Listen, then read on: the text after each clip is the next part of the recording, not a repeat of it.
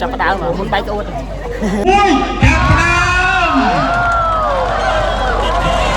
បាទសូមជូនពរ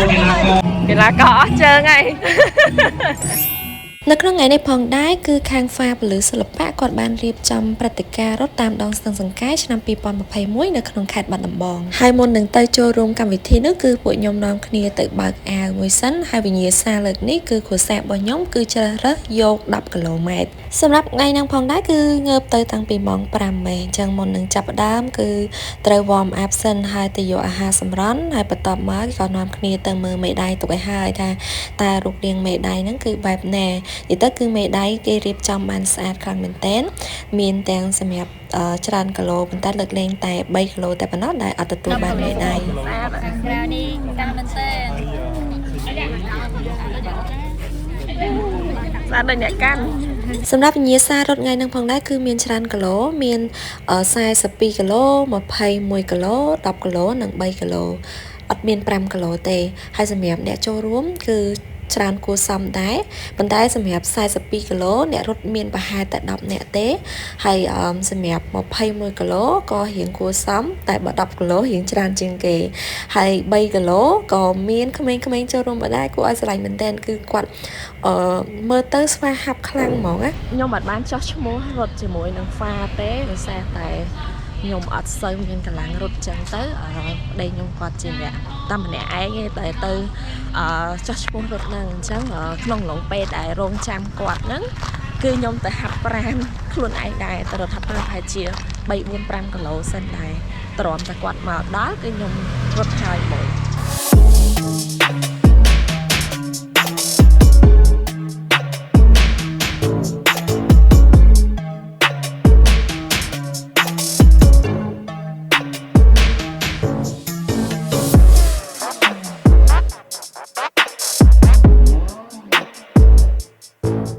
នងឡុងពេលដែលខ្ញុំរត់ហាត់ប្រាណហ្នឹងគឺឃើញក្មេងៗតូចៗហ្នឹងគឺគាត់រត់នាំមុខហ្មងចំពោះវិញ្ញាសា3គីឡូ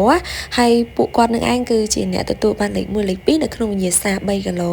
ហើយសម្រាប់ចាស់គឺរត់ចាញ់ក្មេងៗទេគឺពួកគាត់ប៉ាកែមែនតើក្មេងៗហ្នឹងមិនគួរដោយសារតែខ្ញុំឃើញគាត់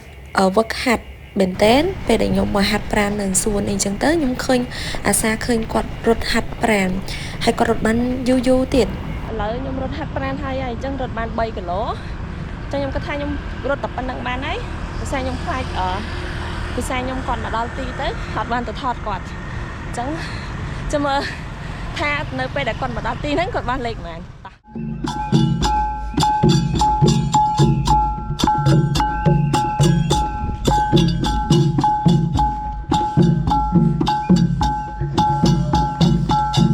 ឡុងពេលដែលខ្ញុំរងចាំគាត់ហ្នឹងគឺគាត់អត់តន់មកដល់ទេហើយនេះគឺសម្រាប់ក្មេងៗដែលរត់នៅវិញ្ញាសា3គីឡូដែលគាត់មកដល់ទីហើយគឺយើងចូលរួមអបអរសាទរជាមួយគាត់ហើយនៅពេលឡុងពេលដែលចាំគាត់ហ្នឹងគឺខ្ញុំដើរថតអីចឹងណាហើយ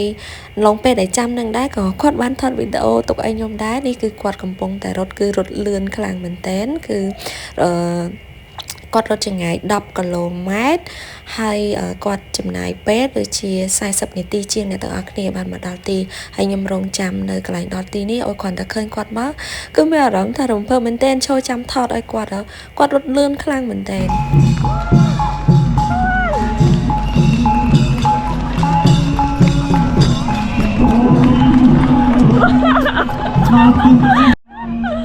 អើយញ៉ាំចៃអើមកចូលចាំនោះហើយចាក់មែនមកនេះទី46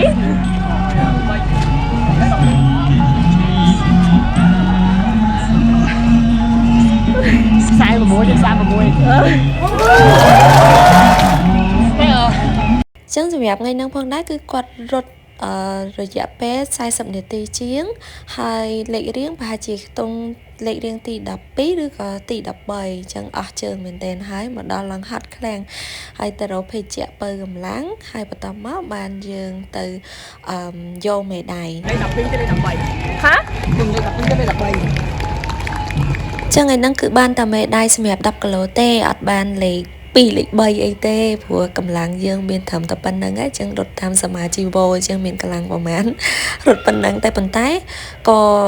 ខ្ញុំអាចនិយាយថាលើកនេះគឺល្អសម្រាប់គាត់ព្រោះគាត់អាចប្រវែក record គាត់បានព្រោះហត់ដងគាត់ដែរធ្វើបានប៉ុណ្្នឹងឯងនេះ10គីឡូរត់40នាទីជាងអញ្ចឹងវាជាកំណត់ត្រាថ្មីសម្រាប់គាត់ដែរចឹងថ្ងៃហ្នឹងក៏ពួកខ្ញុំបញ្ញាប់ដែរពួកខ្ញុំអត់អាចនៅបានយូរទេពេលដែលរត់ចប់គឺគាត់ឡើងទៅសាញដើម្បីទុកជាអនុស្សាវរីយ៍ទៅបន្ទាប់មកយើងនាំគ្នាចេញមកផ្ទះតែមុននឹងចេញទៅផ្ទះទៅរកកាហ្វេដើម្បីថែមធម្មពលសិនហើយបន្ទាប់មកទៅថែមបាយសាច់ជ្រូកនិយាយទៅថ្ងៃនេះគឺមានដំណើរវែងឆ្ងាយអញ្ចឹងយើងអាចនៅរងចាំបានយូរទេគ្រាន់តែរត់ចាប់ភ្លាមទៅរកកាហ្វេរកបាយញ៉ាំហើយធ្វើដំណើរមកភ្នំពេញបន្តអញ្ចឹងវីដេអូនេះគឺមានតែប៉ុណ្្នឹងឯងអរគុណសម្រាប់ការទស្សនាជួបគ្នានៅវីដេអូក្រោយបាយ